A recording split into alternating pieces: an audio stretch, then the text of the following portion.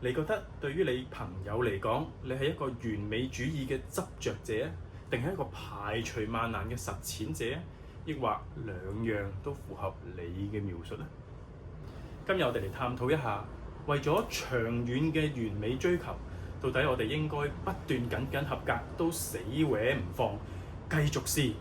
定係應該如果我唔係達到專業嘅水平，我就係絕對唔會發佈出去俾人睇嘅，定係兩樣都要做呢？今日想同大家分享嘅故事呢，係嚟自呢本叫做《Art and Fear》嘅書。書入邊兩個作者同大家講嘅一個故事呢，就係關於一個陶瓷大師，佢喺大學裏邊教書嘅時候呢，俾學生揀兩種嘅評分方式。第一種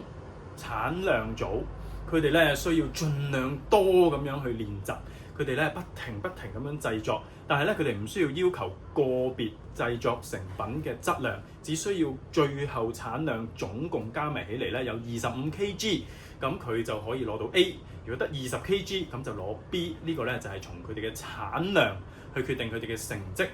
另一組呢就係選擇叫做質素組，佢唔需要你練習咗幾多次，你只需要交一個完美無瑕嘅製成品，咁你就會攞 A 啦。但係有瑕疵嘅時候，你可能就會降 grade，甚至呢係唔合格。但有趣嘅地方呢，就係竟然個結果呢，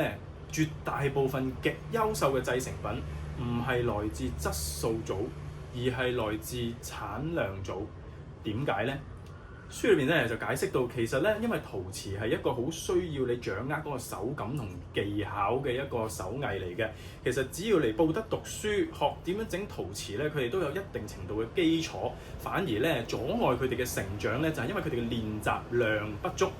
咁佢哋設計咗呢個產量組嘅練習方法之後咧，幫佢哋減低咗嗰種壓力啊！佢哋就好輕鬆啊！其實佢本身都係中意做陶瓷，佢先至嚟學嘅啫。佢一路做，越做越順手，越做越舒服。佢慢慢咧就掌握到個技巧，佢就可以喺佢大量嘅練習之後咧，後期越嚟越能夠咧係好順手咁樣做到一啲優質嘅作品出嚟。相反喺質量組嗰邊，佢哋知道哇唔得。佢一定要交完美嘅出嚟，佢先至可以攞 A。所以咧，佢哋嗰種莫大嘅心理壓力咧，反而阻止咗佢哋喺練習嘅過程咧，放鬆咁樣去掌握嗰個運作方式同埋手感。